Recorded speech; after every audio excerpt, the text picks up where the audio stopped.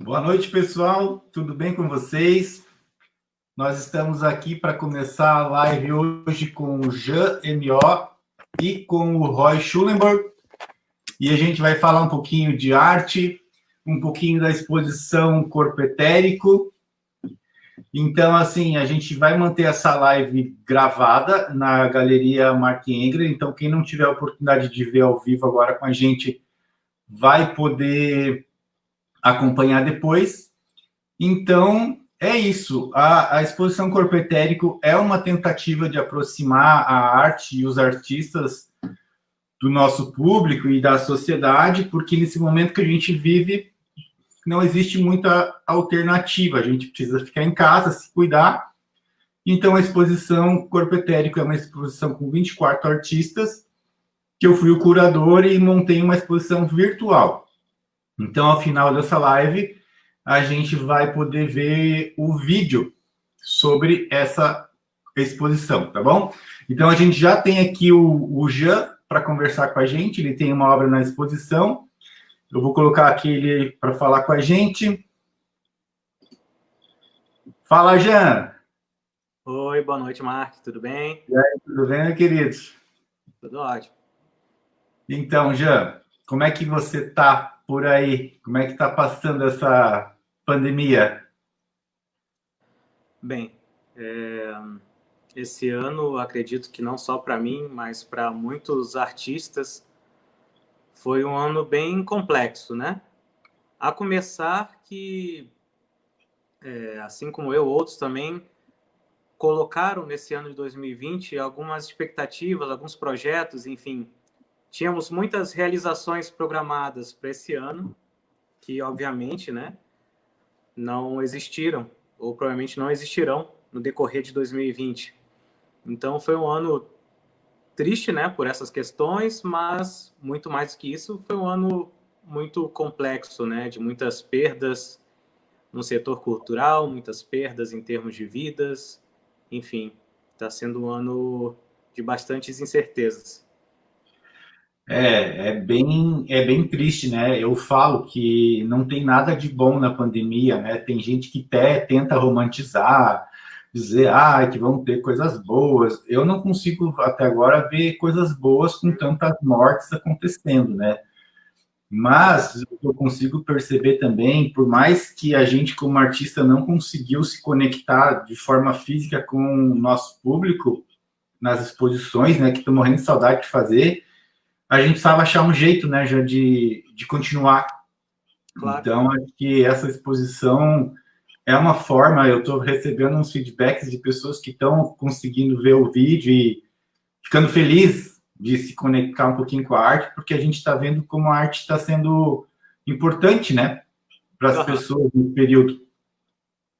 Na verdade, passamos há alguns anos por um processo de descredibilidade como artista, né, como ser producente, de que talvez o que nós produzimos não tenha valor financeiro para uma sociedade, valor moral, enfim. Algumas coisas são colocadas em xeque e eu quero acreditar que nesse momento de pandemia as pessoas, pelo menos as que não repararam a importância do artista, de fato consumiram aquilo que o artista produz, né?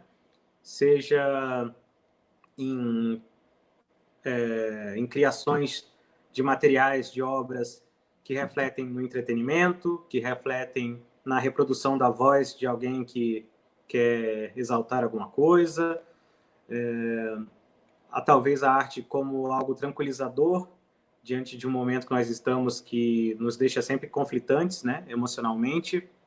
Sim. Então, quero acreditar que essas pessoas que não punham o devido valor na arte, se elas ainda não perceberam ou elas ainda não admitiram, quero muito acreditar que elas estão nesse processo, né? Porque elas precisam da arte nesse processo, nessa vivência que estamos tendo agora. E outra coisa que não vou dizer que seria interessante a palavra, mas intrigante, é que nesse momento, pelo menos atualmente, no qual não podemos, ou pelo menos não é aconselhável que as pessoas saiam de suas casas para ir numa exposição, para ir numa galeria, por exemplo, vários espaços, várias instituições tiveram que se adaptar para um processo virtualizado. E, pelo menos, eu que trabalho também como designer gráfico e fico avaliando situações de engajamento, foi nítido quanto esses espaços, essas instituições grandes e consagradas, se viram refém de uma necessidade de chamar um público para suas redes sociais, para os seus campos virtuais que não tinha.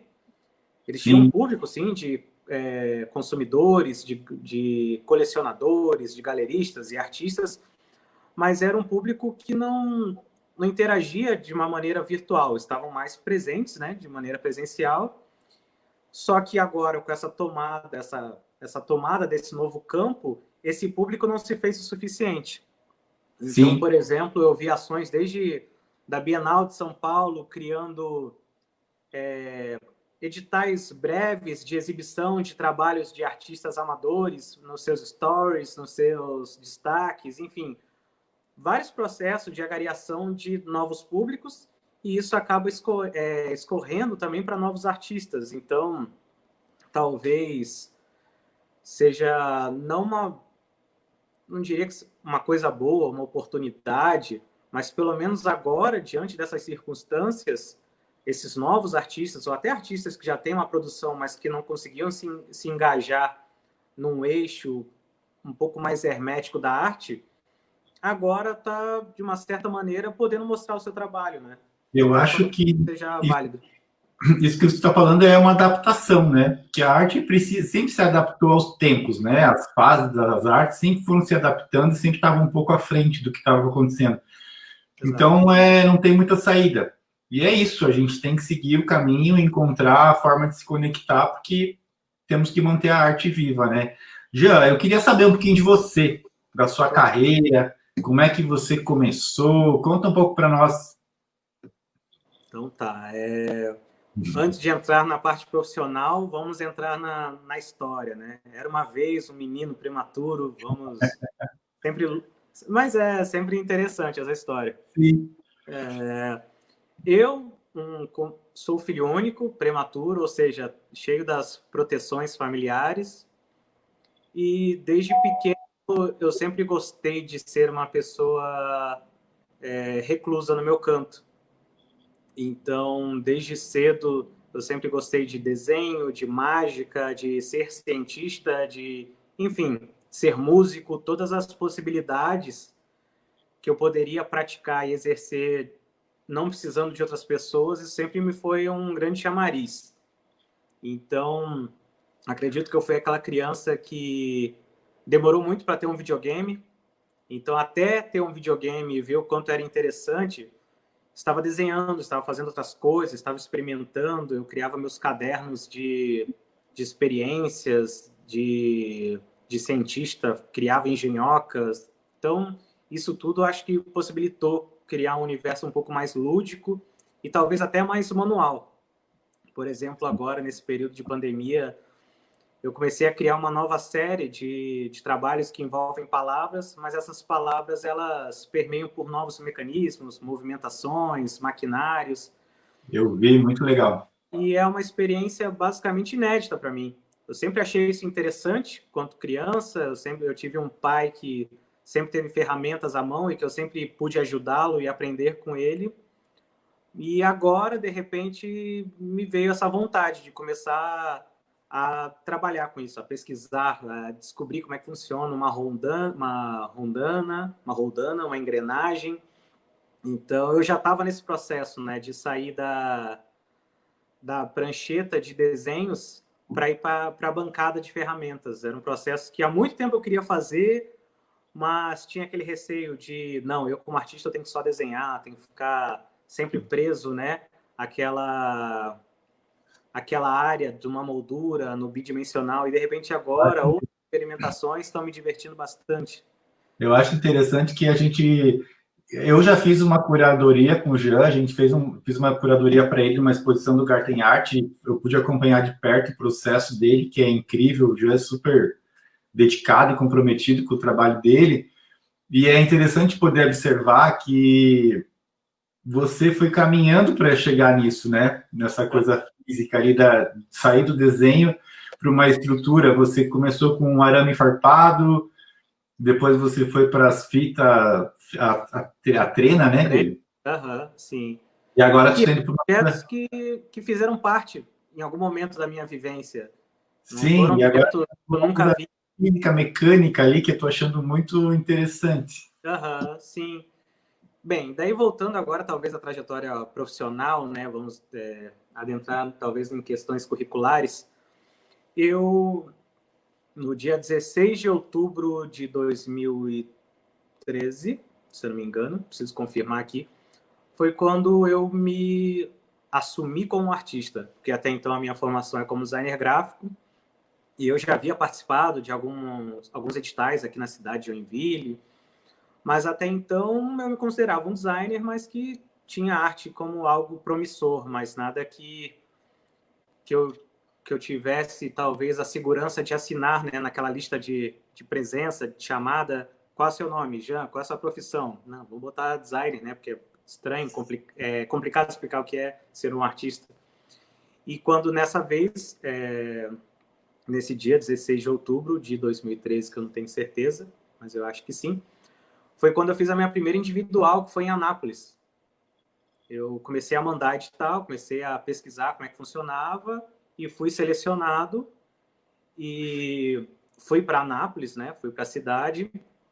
E eu lembro que quando eu cheguei lá, um dos organizadores falou: olha, eu já coloquei os quadros nas paredes, já está tudo pronto. Eu só não fiquei muito confiante de colocar as etiquetas, com medo de errar. Então, por favor, eu vou te dar aqui as etiquetas, você entra lá na sala e vai fazendo a fixação. E eu falei, tá bom. E quando eu entrei na sala, que eu vi todos os quadros naquele ambiente, com aquela iluminação, aquilo ali para mim foi um choque, foi uma epifania, foi uma certeza de que eu jamais conseguiria viver a minha vida sem percorrer novamente por esse tipo de emoção. Então, eu tenho certeza que eu não me vejo fazendo outra coisa, sabe? Muito legal. Eu já tive momentos no qual eu estava muito feliz, então eu precisava criar alguma coisa para isso. Eu já tive momentos que eu estava com muita raiva, então eu precisava criar alguma coisa para isso. Eu já tive momentos que eu estava muito triste, melancólico e depressivo, no qual eu precisava criar alguma coisa para isso. Então, a arte, ela sempre foi algo que me consome bastante, né? Em várias potencialidades, positivas e até negativas em alguns momentos. Então, aquilo ali foi uma certeza para mim. Então, passada essa primeira exposição, eu já tinha me assumido como artista, mas ainda faltava entender um pouco mais os processos, né? Então, eu digo que em 2013 foi quando eu de fato, quis assumir esse posicionamento como artista, e eu fiz uma grande mudança na minha vida, porque até então eu tinha um caminho já bem estabelecido, eu era sócio, eu tinha uma vida já programada, né, dentro de uma normalidade do que se espera de uma vida em termos de emprego, família, etc.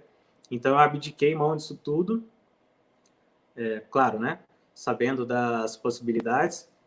E 2015 foi quando eu comecei a entender um pouco mais dos processos, que até participei aqui da coletiva de artistas aqui de Joinville, com um processo curatorial que foi bem interessante. Comecei a participar de alguns editais também, que me apresentaram talvez a linguagem da gravura, me apresentaram outras possibilidades.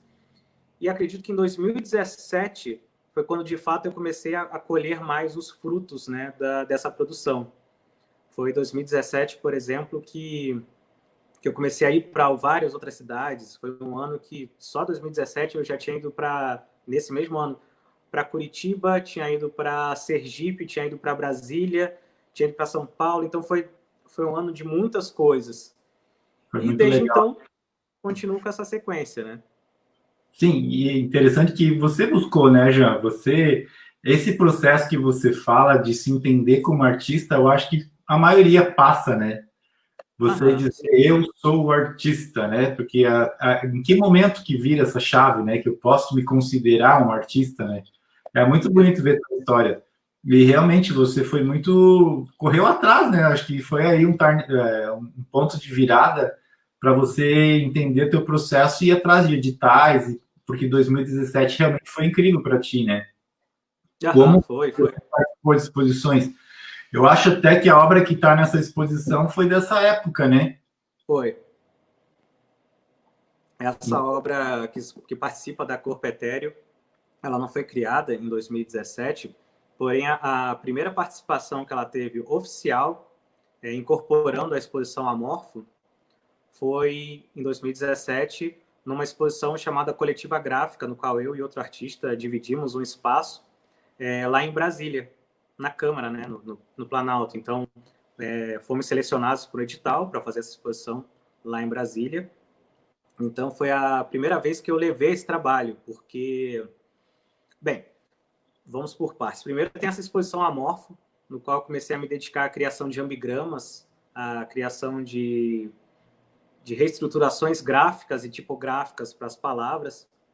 Então, essa exposição, a primeira aparição dela foi em 2016, em Campinas, até tenho que olhar aqui, de cabeça eu não sei. Depois, em Joinville, 2016.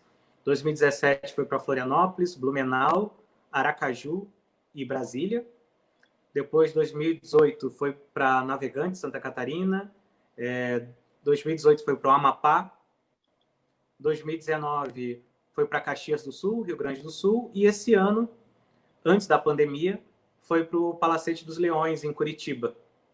Então, até esse ano, no Palacete, lá em Curitiba, eu resolvi fazer, por conta de ser a 10ª montagem dessa exposição, eu resolvi fazer uma espécie de uma montagem, não retroativa, mas uma montagem chave de todas essas montagens, porque, curiosamente, eu lembro que antes dessa primeira montagem lá em Campinas, no MAC de Campinas, em 2016, eu lembro que eu tinha ido para Curitiba e tinha conhecido esse espaço do Palacete dos Leões, alguns anos atrás, e eu tinha imaginado essa exposição, que até então ela não tinha corpo, não tinha nada, naquele palacete, que ele é lindo, o espaço, é um palácio muito bonito.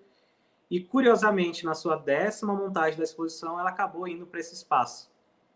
Então, eu acabei fazendo esse recorte especial, né? Inclusive, levando para lá também um trabalho que esteve no Salão Paranaense, que foi no Museu Oscar Niemeyer, em 2017. Então, foi todo um recorte pensado nessas 10 montagens, né? Desde 2017 a 2016 até 2020, dessa exposição Amorfo. Bem, e quanto ao quadro, que é o Tower, que participa dessa exposição, no qual você faz a curadoria, acontece que em 2017, esse quadro ele fazia parte da exposição, porém ele não, até então ele não havia sido exibido com os outros trabalhos. Mas em 2017, como eu falei, essa exposição ela foi para 4 lugares, sendo que ela teve que ir para 2 ao mesmo tempo. Então eu tive que, ao mesmo tempo, levar a exposição Amorfo para Aracaju, para Sergipe, que foi selecionada pelo SESC, e basicamente ao mesmo tempo, né, uma questão assim de uma semana, agora não me recordo, ela tinha que estar indo para Brasília para montagem, lá na Câmara dos Deputados. Então, eu acabei para Brasília incorporando, né, levando esse trabalho que teve a sua apresentação inédita lá na Câmara. É incrível o trabalho, né? Esse teu jogo com as palavras, né? Eu acho que você podia falar um pouco mais, né, dos ambigramas, que eu olho isso e já me identifico o seu trabalho. Uhum. Bem, eu digo que esse trabalho ele bebe muito da fonte do que foi talvez a produção do Escher, né?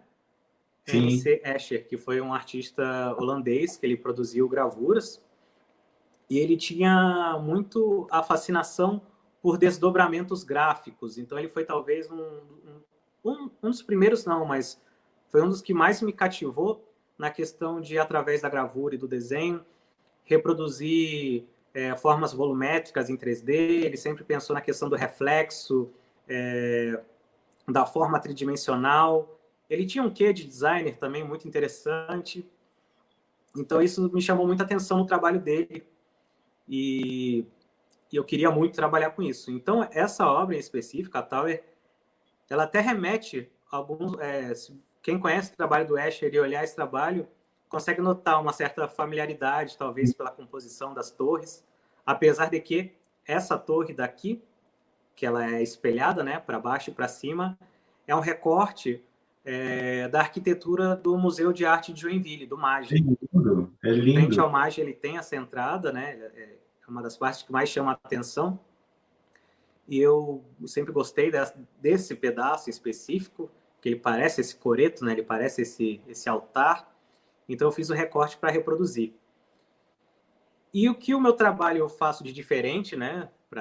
Diferente do Escher, por exemplo, que ele não fazia, foi pensar nos ambigramas. O ambigrama eu conheci através de um artista chamado John Langdon, que não é à toa é o nome de um dos personagens dos livros do Dan Brown, do Anjos e Demônios, né? Do Código da Vinci. E o Dan Brown, ele se fascinou pelos ambigramas e conheceu esse artista, né? O John Langdon. E esse John Langdon acaba sendo o nome de um dos personagens, né? Obviamente, do principal. E eu achei muito intrigante a questão dos ambigramas. Logo depois eu fui pesquisar um livro de um físico, que é o Hofstadter, que ele faz, o livro dele ele fala sobre Escher, Bach e, agora não lembro o outro terceiro, e Gödel. Então ele fala desses três. Então foi muito interessante poder ver essa conexão novamente do Escher voltando e pensar nessas possibilidades. Então eu comecei a criar os ambigramas. Até então não conhecia nenhum artista com alguma produção reconhecida nesse campo, principalmente brasileiro. Nunca conheci nenhum que tivesse uma produção considerável nesse campo. E comecei a trabalhar com os ambigramas. Esse foi talvez um dos primeiros ambigramas que eu fiz, porque ele seria o mais básico. É escrever ambigrama através da linguagem ou da técnica do conceito do ambigrama. Então, o ambigrama, entrando na sua denominação, significa uma escrita, um desenho ambíguo. A ambiguidade dessa grafia, né? Então, ambigrama. Então, nesse caso, eu pego a palavra ambigrama, se você rotacionar ela a 180 graus, se você virar ela de cabeça para baixo, você ainda consegue ler a palavra ambigrama. Coisa que, numa palavra normal, se você rotaciona, você até consegue entender o que está escrito por conta da sua memória criativa. Mas, tecnicamente, você não consegue ler porque a imagem está invertida, né? A escrita está invertida. Então, nesse caso, não. Se você pode rotacionar essa palavra, que ela nunca será anulada, ela sempre será lida. Ela nunca estará de cabeça para baixo, ela nunca estará, entre aspas, errada. Então, Eu acho bastante trabalho, porque realmente ele lembra um pouco o Escher, e essa questão do ambigrama também eu acho que acaba remetendo o trabalho dele, porque você olha para um Escher, você fica um pouco confuso ali, né? Você não entende bem para que caminho que está indo. No caso aqui, que nem você falou do ambigrama, você vira, vai ter ambigrama, mas eu já vi trabalho seu que um lado é cólera, outro lado é amor. Exato. Que é incrível, né? Essa coisa. Depois a gente parte para novos desafios. Enquanto aqui a palavra, ela rotacionada, ela gera a mesma, eu crio outros trabalhos no qual a palavra rotacionada vira outra. Então, digamos, tem a palavra amor, que ela virando de cabeça para baixo, você consegue ler cólera. Então, eu comecei a investigar, a criar nessa minha poética esses pequenos, digamos, esses pequenos poemas, né? Essas poesias concretas, no qual você, com duas palavras no mesmo campo, você precisa dar um movimento físico para ela para que você consiga dar um ritmo de leitura. Eu acho que o legal, falando sobre esse movimento, eu vou colocar aqui um vídeo que essa obra você imprimiu, fez uma impressão lenticular, né? Que a pessoa vai sentar em frente à obra e ela vai poder olhar, né? Como que a obra se movimenta. Deixa eu colocar. Exato. Esse trabalho do Amorfo, quando eu comecei a produção, a ideia era que ele fosse totalmente estático, porque eu já tinha visto alguns ambigramas, mas geralmente as pessoas que os faziam deixavam eles apenas num campo digital. Você entrava num site, apertava um botão e essa palavra girava para você de fato entender que ela funcionava, né? Que ela era eficaz. E eu queria que isso não acontecesse nos meus trabalhos, então eu comecei a tirar foto dessas palavras sobre espelhos, depois eu desenhava o resultado desse retrato como um todo, mas em algum momento eu quis voltar atrás e começar a mostrar movimento de uma maneira talvez analógica.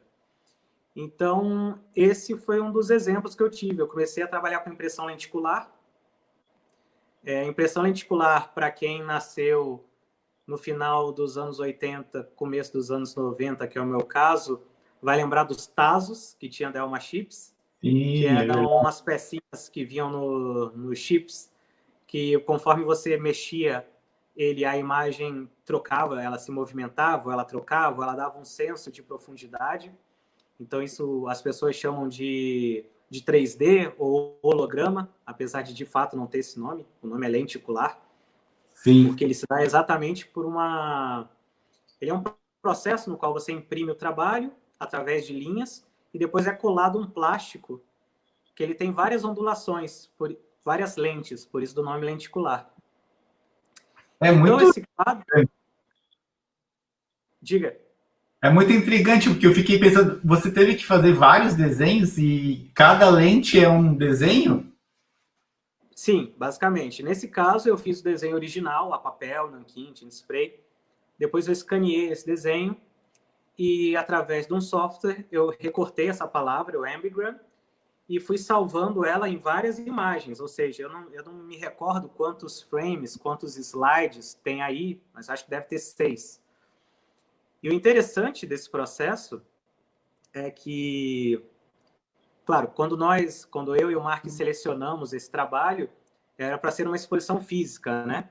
Então, as pessoas que estivessem lá, elas iriam andar sobre o trabalho e ver como a mágica acontece. Porque ele é um quadro que ele não necessita de energia elétrica, ele não tem nenhum motor, ele não tem nada digital, porém ele faz uma animação óptica analógica.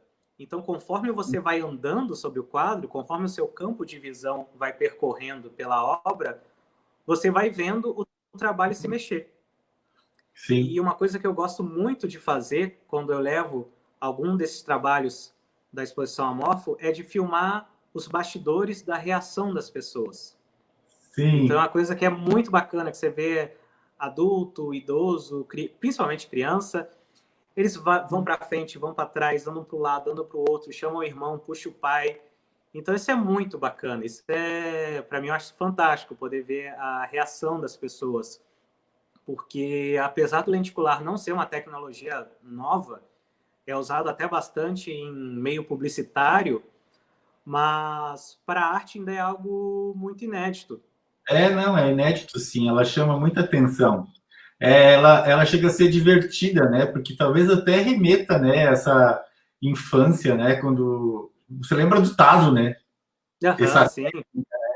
E o teu trabalho é tão peculiar, tão bem feito que você quer se aproximar da obra e aí você fica olhando para lá e para cá. Ela até está aqui. Deixa eu pegar para vocês verem.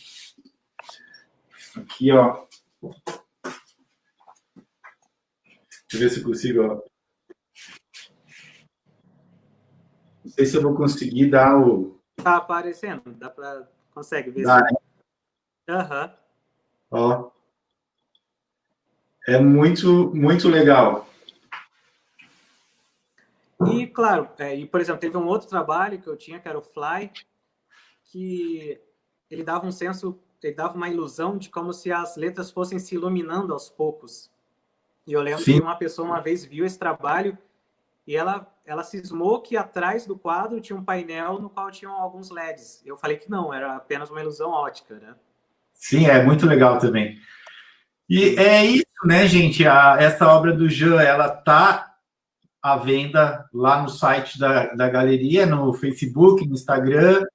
Quem se interessou e tiver vontade de ter essa obra incrível do Jean dentro de casa, é só entrar em contato que pode levar para casa, né?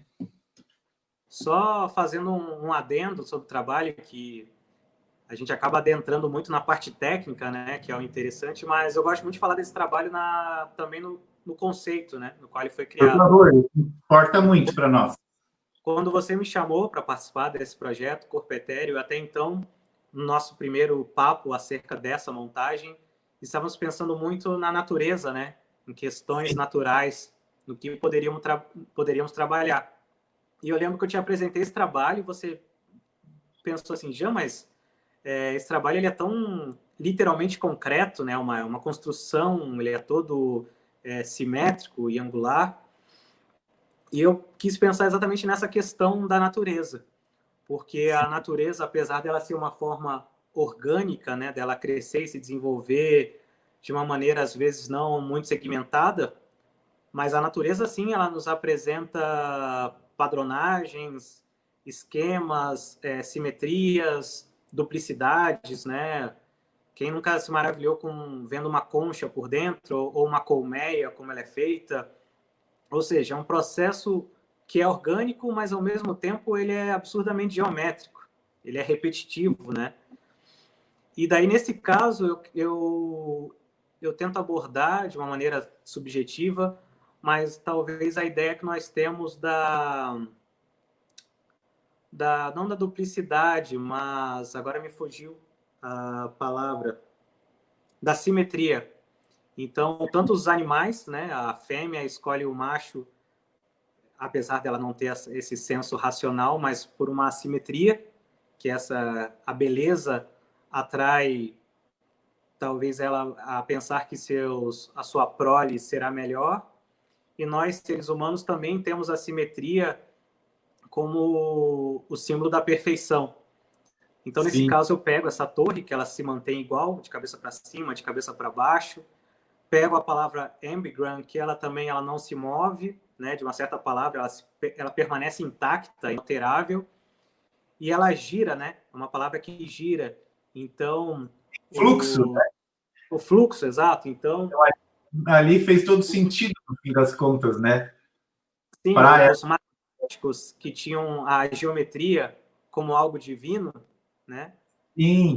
Sempre acreditavam que o círculo, por exemplo, seria o ser a criação mais perfeita, porque ela é repetitiva, ela não tem um começo, não tem um meio, um fim, então é atribuída até uma imagem divina.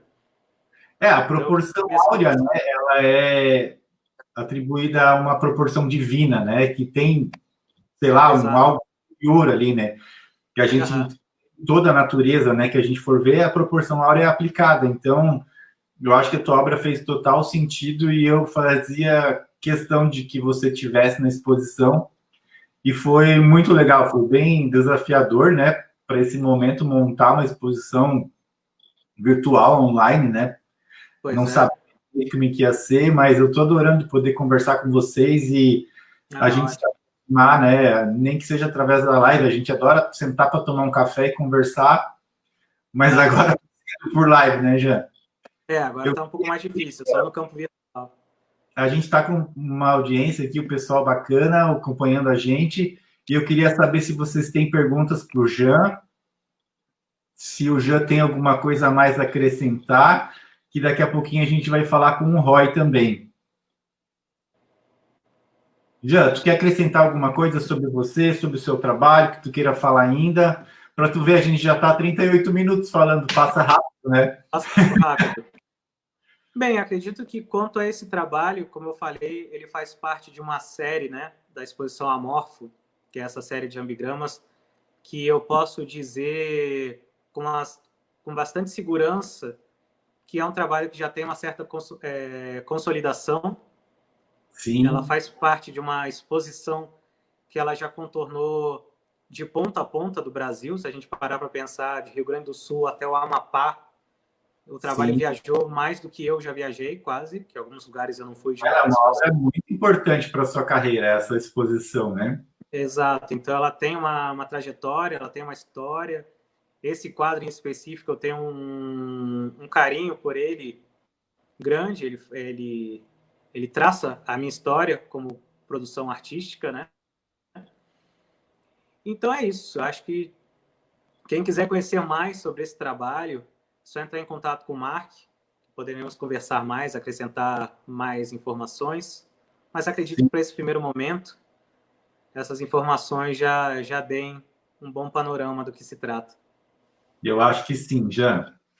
Jean, querido, muito obrigado pela nossa conversa, foi sensacional. O pessoal te adora, vários comentários aqui no Facebook, depois a gente acompanha lá.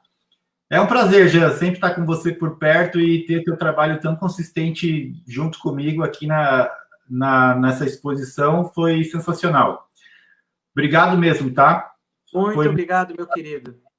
E quem quiser adquirir a obra do Jean, é só entrar em contato comigo pelo Instagram, pelo Facebook, meu WhatsApp, e levar essa belezura que já viajou o país inteiro para casa e trazer alegrias. Opa, isso. Tá bom, Jean? Um abraço, meu querido. A gente se fala. Obrigado, meu querido. Tchau. Tchau. Então, essa é a obra do Jean, né? Que a gente falei, quem quiser pode adquirir. Eu vou agora colocar o Roy na nossa conversa. Opa! Querido. Tudo bom? Tudo tranquilo, tudo beleza. Então, um pouco o áudio do computador aqui. Roy é mais um dos artistas que está participando da exposição Corpo Etérico.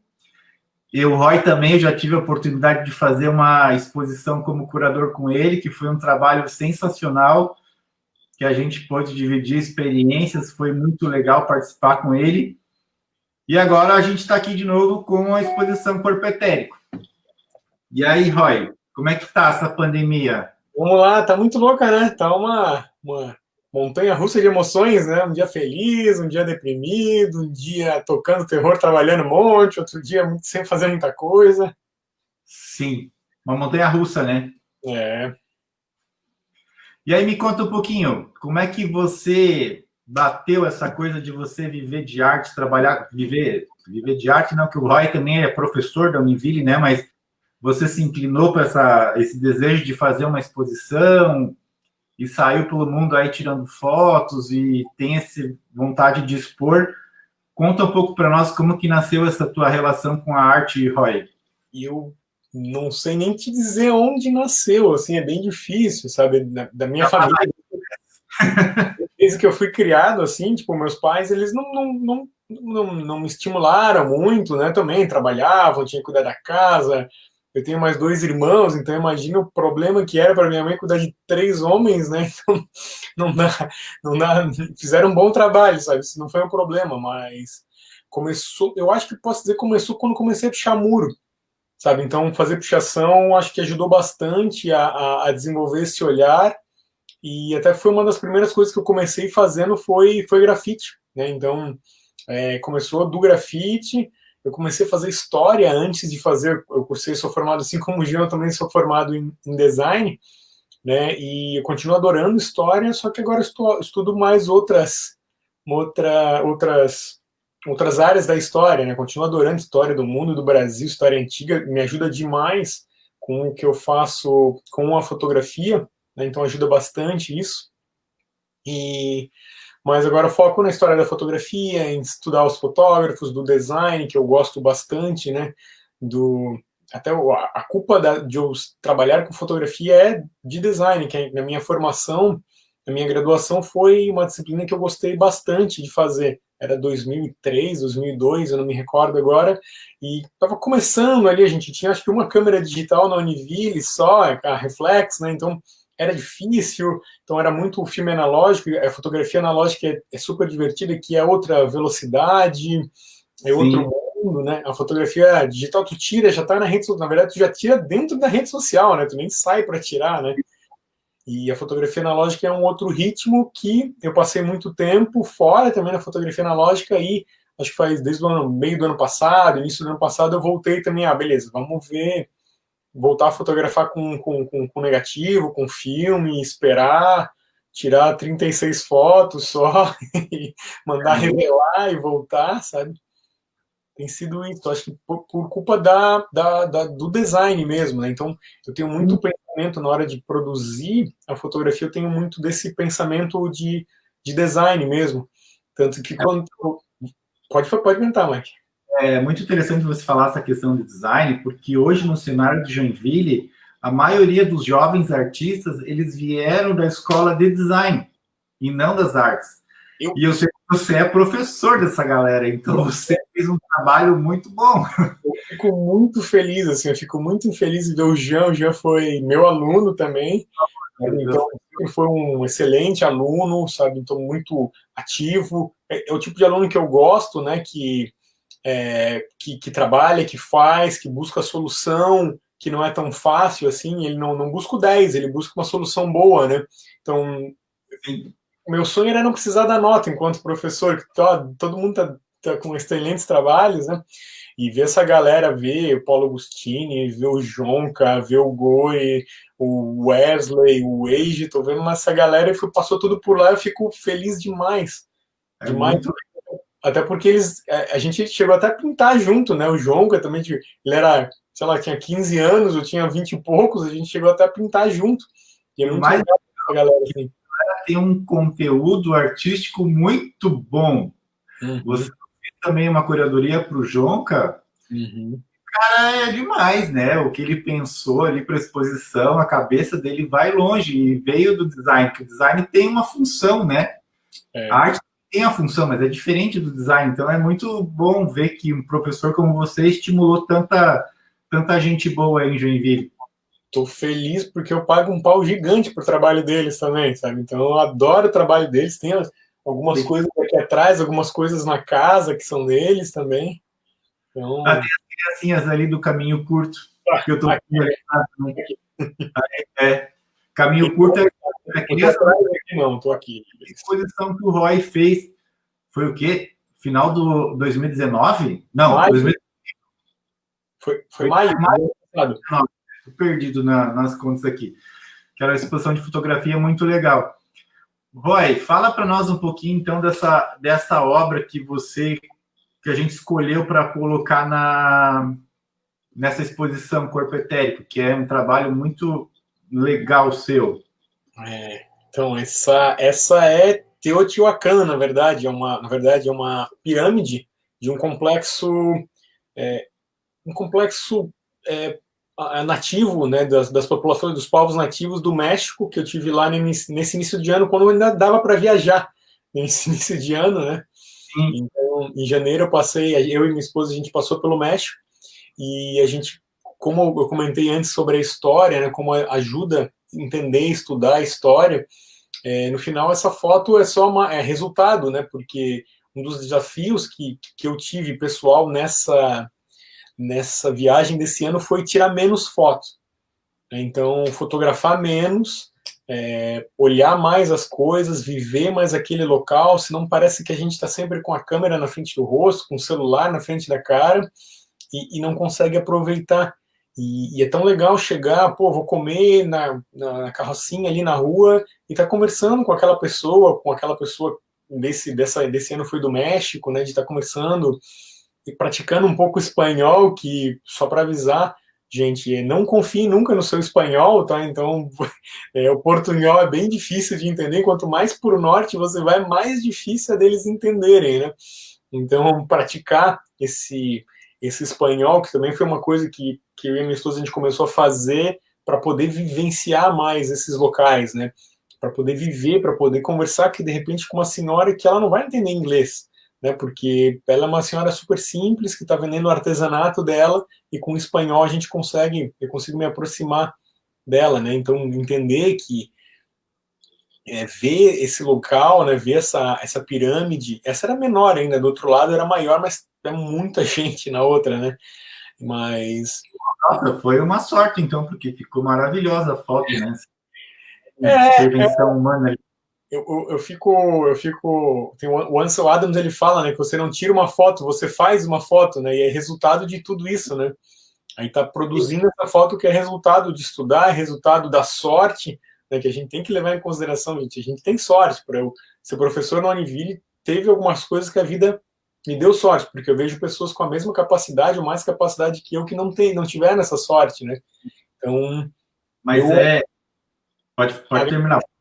Eu agradeço ter tido essa sorte. Na verdade, isso que você falou, quando você faz uma foto, você não tira uma foto, é uma construção, né? É aí que diferencia um fotógrafo artista de um pessoal que tira foto com o Instagram, né? Tirar a foto é só um ato, né? Agora, você fazer uma foto é outra coisa. A minha formação também é fotografia, né? Sabe? Uhum. Então, às vezes, o fotógrafo, apesar de eu não usar essa linguagem mais, às vezes, para você conseguir uma boa foto, demora anos, dias, né, para conseguir um clique como você pensou. E essa foto ficou sensacional e eu adorei porque ela encaixou perfeitamente dentro do tema do corpo etérico, né? Que por acaso ainda o nome dela chama Homens e Deuses, né? Que é essa conexão total entre a natureza e essa força maior que a gente estuda e pensa, né? Que a antroposofia, inclusive, fala muito. Eu achei muito interessante esse seu trabalho.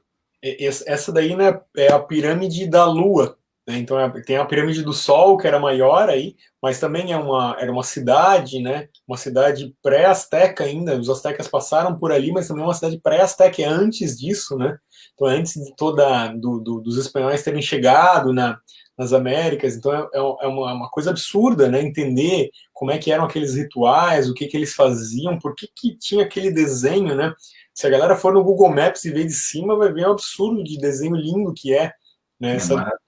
E aí você vai ver 1400, lá o pessoal tinha uma arquitetura absurda, sabe? E hoje a gente anda na rua, tem tanto prédio feio, né? A gente fica, pô, o que é isso, né? Nem conseguiria, acho que, reproduzir uma coisa como essa hoje em dia.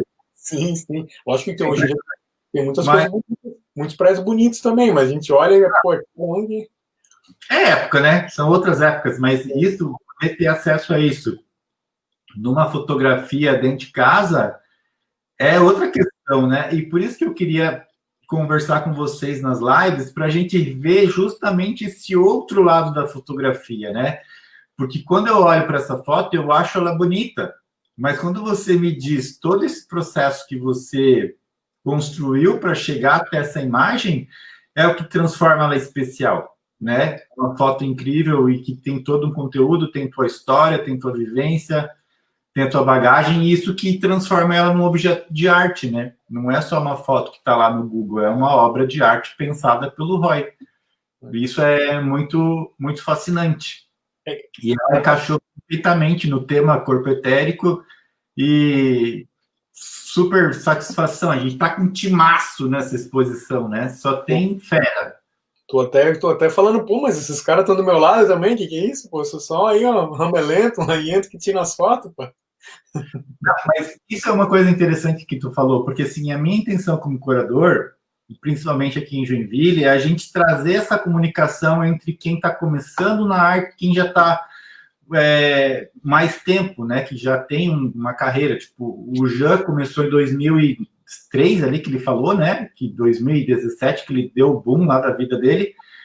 Mas a gente tem gente com 40 anos de carreira dentro da exposição, a gente tem pessoas que... Tem o Felipe, que ele participou de uma exposição só, mas o trabalho dele é tão incrível de fotografia analógica, que foi até, inclusive, você que me indicou ele, que eu disse, putz, eu quero uma foto desse cara na exposição. E ele é super empolgado e ele quer ser artista. Isso é importante para mim, sabe? Não é uma foto bonita, ele tem planos de carreira. Isso é importante também para quem consome a arte, né? Porque quando você consome um produto artístico, você quer saber quem é o artista e ter uma perspectiva de carreira, né? Então, todo mundo que está nessa exposição, sendo jovem ou sendo um artista mais tempo de carreira, tem essa ambição, sabe? De levar a sua arte à frente. E eu estou muito, muito contente assim, com o resultado de tudo. E aí também, pô, a tua obra está à venda, né? Quem quiser comprar, que eu sou desses, né? Eu quero que as pessoas comprem, porque eu digo, né? É um sistema que a gente precisa fomentar, inclusive para estimular os artistas, tanto os jovens quanto os que já estão aí, porque a gente precisa vender também, né, Roy? Eu sempre falo, né? Repito nas lives aqui que o interessante para a gente é que a nossa arte chegue até as pessoas, não só em museus e galerias, mas que as pessoas se identifiquem com essa tua história. Se tiver uma alma viajante, vai adorar ter uma obra como a sua dentro de casa. Porque agora também você explicou um pouco sobre o conceito, como que foi tirar essa fotografia, né? Então, acho sensacional. E é isso, né? Não sei, o pessoal tem alguma pergunta para o Roy? Tem o pessoal falando, ó, o Marcos Rick é outro artista que está na exposição com a gente. O Marcos tem 40 e poucos anos de carreira. E ele, ó, muito interessante conhecer os novos artistas que vivem em Joinville. É muito bom mesmo, né? Tirote chegou aqui também. Tirote foi meu colega lá na Univille também, ó. Tirote já mora no fundo do coração também, manda demais. Tirote. Vendo agora, prazer em ver seu trabalho. Tirote também, vamos fazer uma live com ele. Por causa da chuva, a gente teve que adiar, teve problema na comunicação. Mas é isso, Roy. Eu acho que muito legal conhecer mais um pouco de você. Acho que todo mundo tem essa vontade de conhecer mais como artista. E aí me conta aí quais são os seus planos para o futuro, mesmo dentro dessa pandemia louca. O plano mais imediato para o meu futuro é chegar vivo no final do ano. Já sabe, Ai, rapaz, nem me minha fala. família, meu pai, né, minha esposa, meus irmãos, todo mundo, a família dela, todo mundo fica com saúde, já está sendo o plano, assim. E está sendo um dia por vez, assim, também, né? Tá sendo, cada dia tem sido um desafio. Eu acredito que é para todo mundo, né? Não tô sozinho nisso, né? Tem o trabalho em home office. Imagina que eu não saí para fotografar, Marek, então hoje foi 104 dias. Foi dia 17 de março, foi o último dia que eu saí de casa para trabalhar. Então eu estou há 104 dias, eu estou preparando um monte de foto que eu estou tirando nesse processo. Quando acabar a pandemia, vocês vão ver o que eu estou produzindo em casa. Legal, isso é muito legal. Mas sem sair de casa, saindo, lógico, eu preciso ir no mercado, no início nem isso estava fazendo, estava pedindo em casa, né? Mas o desafio agora é viver e aí logo espero, né, que todo mundo tenha com segurança, quando puder ter segurança, para poder sair de casa, todo mundo tranquilo, né? Que não é fácil, né? Não é fácil. Fotografia. A história e a sanidade mental, né? A minha mãe está aqui assistindo a live, eu falei, a gente tem um acordo lá na família, a gente não pode pegar coronavírus, tem que todo mundo se cuidar e fica bem.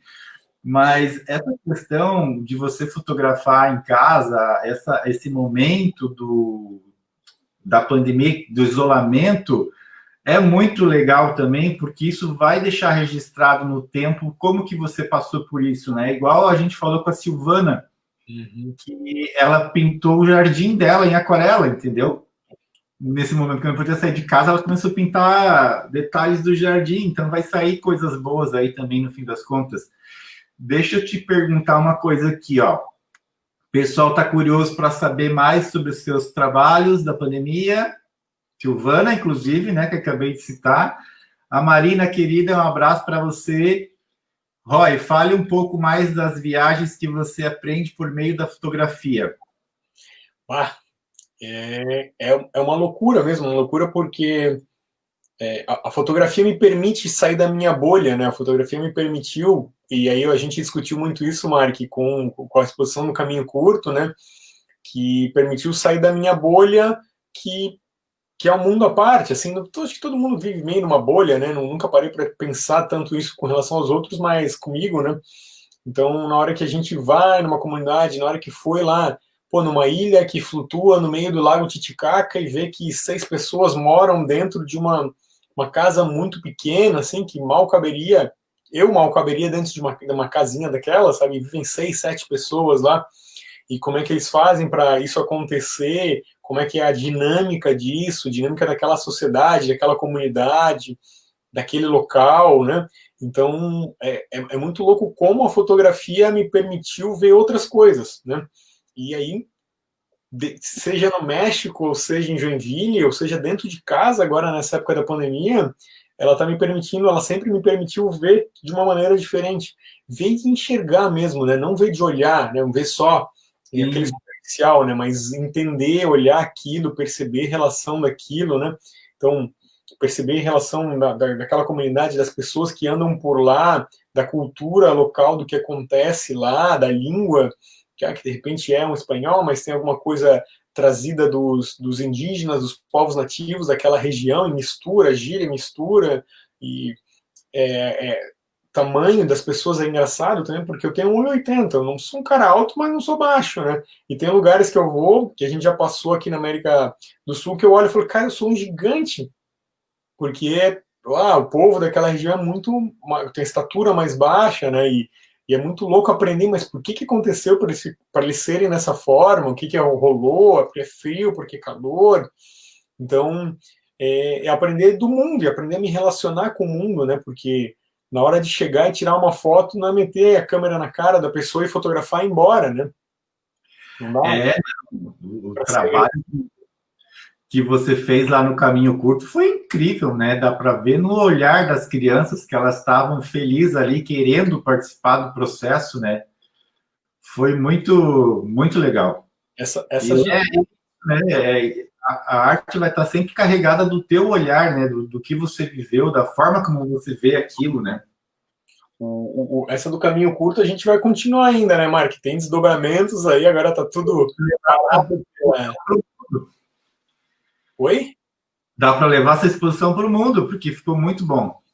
E tem desdobrado também junto com um projeto, né, dentro da... Incrível. Então, a Univille também me permitiu, né, com esses projetos, eu acessar essas comunidades, né, então, dentro disso, eu continuo trabalhando com a comunidade, com os indígenas, também não é só ir lá e fotografar e ir embora, né, eu tenho uma responsabilidade com eles também, né, dessa fotografia que vai ser eterna, a fotografia está aí para sempre, né, Mark? Eu acho que a Univille fez um trabalho incrível lá no Caminho Curto, né, de levar saneamento básico, essas coisas todas, e eu acho que é até interessante a gente aproveitar a oportunidade de falar que eles estão precisando de doações lá, nesse momento, né, Roy? Porque o ciclone, parece que coisa séria, né? Mas talvez seja pela estrutura das casas, o ciclone passou e destruiu um monte de coisa, então quem puder ajudar, pode fazer doações lá para eles aproveitar esse momento aí, né? Por favor. Porque aí não é só ir lá tirar uma foto. Não. Responsabilidade, o laço que foi criado, ele é eterno, né? Não tem isso. Sim. E as crianças, tem sido bem engraçado ver as crianças crescendo, assim, porque eu não tenho filho, né? Então, a gente não tem filho aqui em casa, então eu tirei uma foto há um ano e aí parece que ela fica gigante, né? Em um ano a criança fala, pô, mas o que é isso? Tá do meu tamanho já, sabe? Então, é muito, muito legal estar acompanhando agora todo esse processo deles, do crescimento deles, é uma coisa que foi retratada, né, Mark? E aí surgiu muito da conversa contigo, que tu me ajudou demais nesse processo de entender várias coisas que eu estava fazendo, né, porque, pô, eu gosto de fotografar, né? Se der uma câmera eu vou afundar, vou estragar o botão dela de tanto tirar foto. Mas refletir sobre isso é importante, né? Então, refletir os sonhos dessas crianças, acompanhá-las crescendo, né? Isso tem sido interessante. Não, foi muito, muito legal o processo ali. E, assim, o nome que tu deu das obras, eu achei que foi muito legal, né? E aí no texto do que elas querem ser no futuro, chega a ser um pouco triste até, assim, ver, né, a realidade delas, mas levar um pouquinho de luz, né, para essa realidade ali foi muito, muito legal. Sim. Deixa eu ver um pouquinho, Roy. Pode ir falando, se quiser, que eu só vou ver comentários aqui. Com o Jean, aqui no início, você perguntou, falou que teve períodos com raiva, períodos que estava triste para criar, né? E aí eu lembrei de uma frase do Vingadores, né? E pode julgar, que eu vejo filme pop, vejo filme cult, não tem problema, né? A gente vê tudo, tem que ver tudo. E o Hulk fala nos Vingadores, como é que tu como é que tu controla a raiva? Ele responde, eu tô sempre com raiva. E aí uma parada que é desse, que eu tento levar nesses trabalhos, mas tem que estar sempre pensando com amor nessas crianças. É difícil, né? E a gente sabe o quanto difícil é para um pai de classe média, para os pais de classe média já manter um filho numa universidade paga. Né? E uma universidade, imagina, como medicina. Então, e aí escutar a Brenda, que assim, marcou, o que ela quer ser médica? Mano, escutar a Brenda e eu continuar com esse calorzinho do que eu puder fazer para a Brenda ser médica, eu vou fazer.